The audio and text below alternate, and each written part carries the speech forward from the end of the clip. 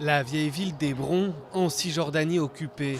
Autrefois bondée, ses allées sont aujourd'hui désertes et ses échoppes cadenassées. Pendant la guerre des 6 jours en 1967, les forces israéliennes ont pris le contrôle de la ville et quelques années plus tard, le gouvernement a autorisé l'installation des premiers civils.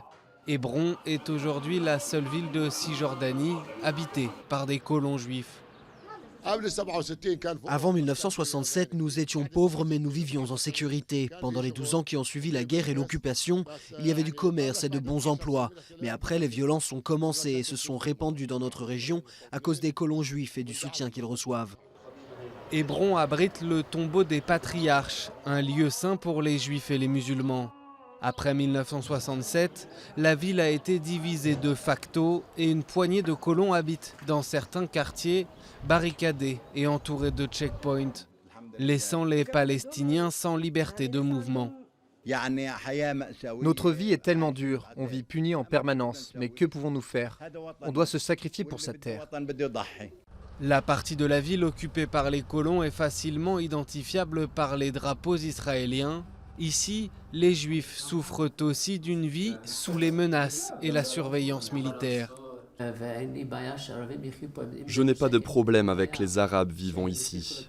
Si c'est calme, ça ne pose pas de problème qu'ils continuent à vivre ici. Mais ce n'est juste pas possible de vivre dans une peur constante que quelqu'un vienne nous poignarder.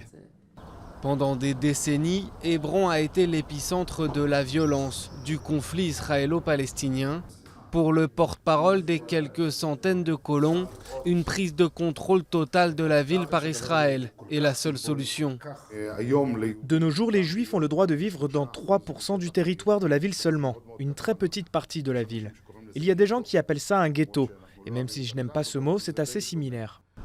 Avec les négociations de paix au point mort, les habitants d'Hébron, israéliens comme palestiniens, vont devoir continuer à faire avec cette situation de plus en plus inextricable, 50 ans après le début de l'occupation.